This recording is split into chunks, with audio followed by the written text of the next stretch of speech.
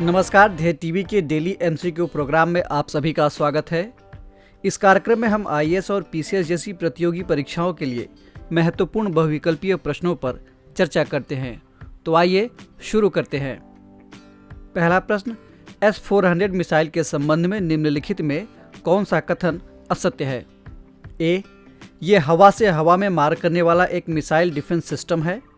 B, ये रूस द्वारा निर्मित किया गया है। सी, ये 400 किलोमीटर के दायरे में आने वाली क्रूज और बैलिस्टिक मिसाइलों को खत्म कर देने में सक्षम है। अथवा विकल्प डी, इसके 3 प्रमुख अंग हैं, मिसाइल लॉन्चर, राडार और कमांड सेंटर। इस प्रश्न का सही उत्तर है विकल्प ए। इसकी व्याख्या देख लेते हैं। S-400 मिसाइल डिफेंस सिस्टम एक एयर डिफेंस मिसाइल सिस्टम है जिसे रूस ने बनाया है। इसे सतह से हवा में मार करने वाला दुनिया का सबसे सक्षम मिसाइल डिफेंस सिस्टम माना जाता है। इसके 3 प्रमुख अंग हैं जिनमें मिसाइल लॉन्चर, राडार और कमांड सेंटर शामिल हैं। ये air defence missile system 400 kilometre के दायरे में आने वाली क्रूज और बैलिस्टिक मिसाइलों के साथ साथ 5वीं पीढ़ी के लड़ाकू विमानों को भी खत्म कर देने में सक्षम है। भारत इस मिसाइल को रूस से खरीद रहा है, जिस पर अमेरिका को आपत्ति है। यही कारण है कि यह समाचार पत्रों की सुर्खियों में आ गया है। बढ़ते हैं अगले प्रश्न की ओर। हाल ही में अब्दुल कादिर खान का निधन हो गया। ये कौन थे? आपके विकल्प हैं ए, सीरिया के निवर्तमान राष्ट्रपति। बी, नोबेल शांति पुरस्कार के पूर्व विजेता। सी, पाकिस्तान के परमाणु वैज्ञानिक। अथवा विकल्प डी, अफगानिस्तान के मशहूर टीवी कॉमेडियन। इस प्रश्न का सही जवाब है विकल्प सी। इसकी व्याख्या देख लेते हैं। हाल ही में पाकिस्तान के परमाणु वैज्ञानिक अब्दुल कादिर खान का निधन हो गया है। इनका जन्म भोपाल के गिन्नौरी इलाके में हुआ था। बाद में साल 1951 में ये पाकिस्तान चले गए थे। इन्हें पाकिस्तान के परमाणु कार्यक्रमों का जनक कहा जाता है। बढ़ते हैं तीसरे प्रश्न की ओर। हाल ही में निम्नलिखित में से किस नेशनल पार्क का नाम बदलकर रामगंगा राष्ट्रीय उद्यान करने का प्रस्ताव किया गया है?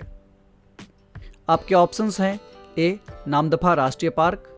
B, Bandhavgarh national park. C, Hemis राष्ट्रीय पार्क। अथवा विकल्प D, Jim Corbett national park. इस प्रश्न का सही जवाब है विकल्प डी। नजर डालते हैं इसकी व्याख्या पर। हाल ही में केंद्र सरकार ने जिम कॉर्बेट नेशनल पार्क का नाम बदलकर रामगंगा नेशनल पार्क करने का प्रस्ताव रखा है। बता दें कि जिम कॉर्बेट राष्ट्रीय उद्यान उत्तराखंड के नैनीताल जिले में स्थित है।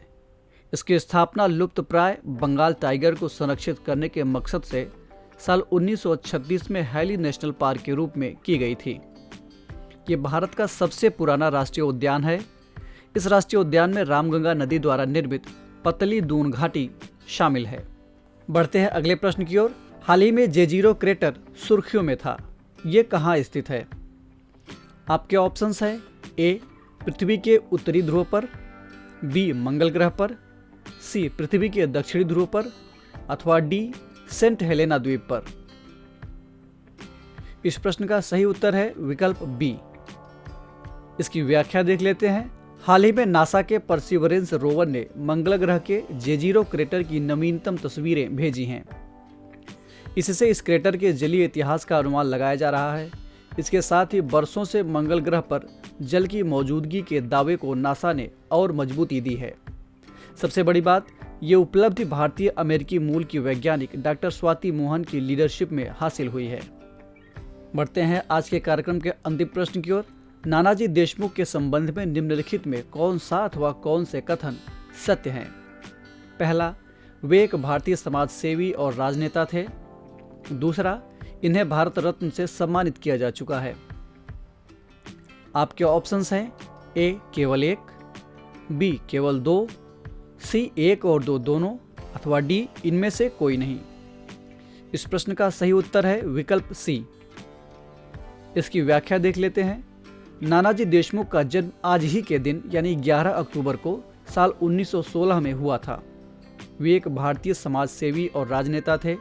उन्होंने दीनदयाल शोध संस्थान के अंतर्गत चलने वाले विविध प्रकल्पों के विस्तार के लिए काफ़ी काम किया था।